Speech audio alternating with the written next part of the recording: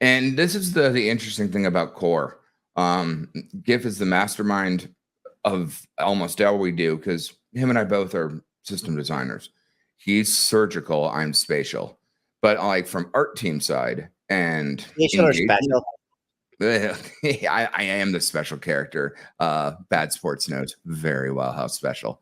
But from the narrative side, kind of like what Hexray was talking about, there's a need to have that narrative. I'm not going to break down the difference between parity and bonded ratios and all the rest of that from the game dev point of view, because that's really not the most important part. It's understanding how it works and the narrative that you want to have and understand. I prefer the other side with how it works, but sometimes people get lost. So let's just work on simple things. What changed? Same basic core structure of GIF tech as everything is, and everything nests back into the PGIF narrative. If you really need something, just explain it like your Peppa the Pig 5. Buy GIF, mint PGIF, liquid reverse stake and chill. You don't do anything else. But if you'd like some complexity, or you'd like to understand how to play the game a little bit more than being a spectator, then now you're trying to understand these type of things. It's different than watching football and being a quarterback and playing in an NFL team. There's a very huge difference between those two. So it's the same type of model. You're going to take your PLUSD and your Pulse, and you're going to bring that into the GIF tech here. And at that point, you're going to mint your S-Bull with your PLUSD plus the protocol fee. Well, what's the protocol fee? Well, you're going to do one-to-one, just like we did before, PLUSD with S-Bull, but the protocol fee is the spot price of PLUSD in Pulse. So what that does is it creates a dynamic real-time ceiling. Guess what's fun here? It's never been done. We don't have oracles on PulseChain. There's no chain link. But we're aggregating it between two different decks in real time. So that way there's some more technicals on that kind of thing that I cannot get into. We'll wait for the Sandlord to speak about any of the rest of that, but it's actually very, very, very innovative on what's going on. So we're interacting with two different dexes to price check everything, since there aren't really no oracles on PulseChain at this exact moment, to verify that price in real time. And just so you know, there is a 10% buffer that's added on the UI. Why? Well, because we don't have multiple different substrates of oracles running around, if the price moves on you and you send your transaction, it's going to get rejected, or it's going to get stuck, or something's going to happen. But you know what? That buffer, once the protocol takes and something happens, gets refunded to you. So technically, the UI may be a little bit more, but what we're trying to do is tell you we're trying to push your transaction through, regardless of what's going on. So that way, what you want is done. And if it's not needed, you get it back.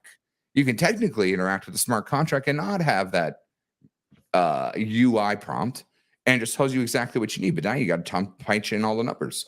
But people don't want to do that. That's not explaining it to me like I'm 5.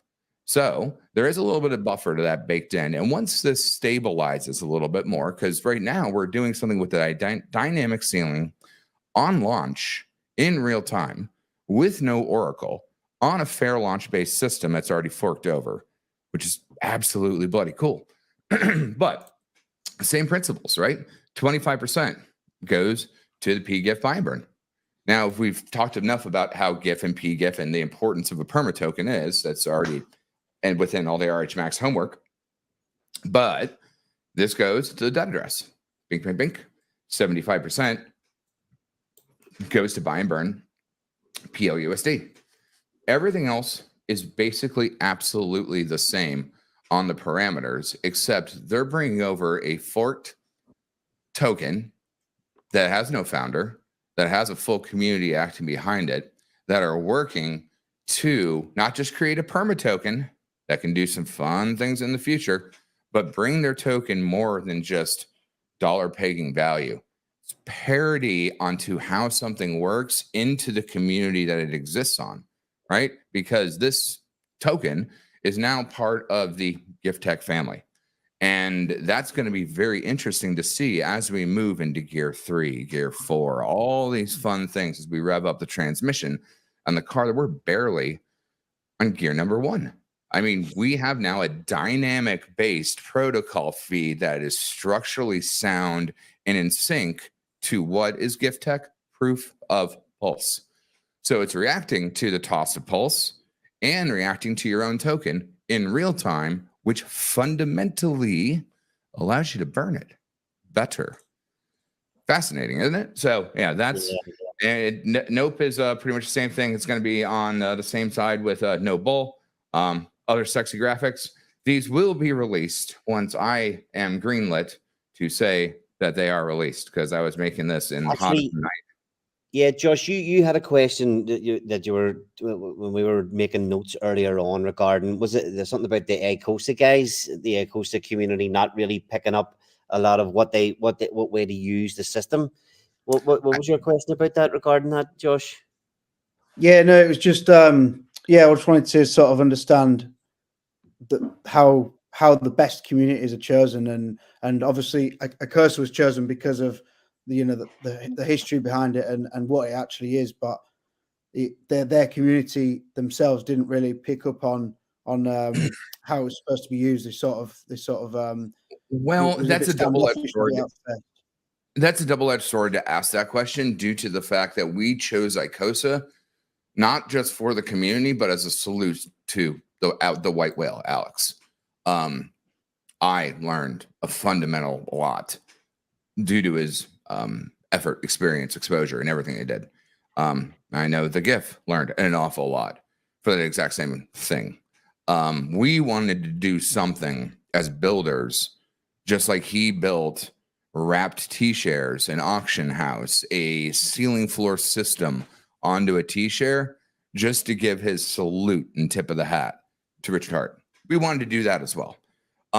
This is now assessing out different ideas as we move through different simulations, questions, and let's call it core functions that we want to keep solving, because people still want to have the stickiness just on arbitrage, because I guess it's the easiest thing to understand. Buy low, sell high, flip around. Okay. It's a hopscotch kind of game, but there's much more value if you really digest that. If you use the tools of a protocol correctly, you are a founder, not a holder. I really don't know how to express how more important that is. Once you get that as the tip of the spear, besides like no leaky boat and creation, not inflation. Once you have those two in gear, it really becomes, how do you want to use the tools correctly to do what you're trying to do?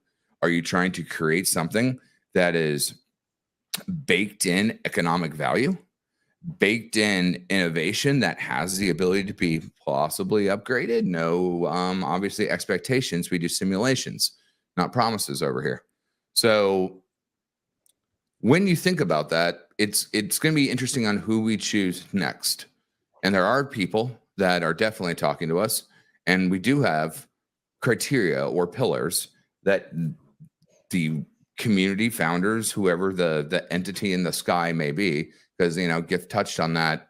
I forget which stream it was or when we talked about that. There are three different types of entities: those that have founders, those that are completely community forked, and those that have founders that are mythical deities that may or may not do anything, say anything, and you have no idea what happens, and you're just left with those components to do what you will with. So we will see what happens next,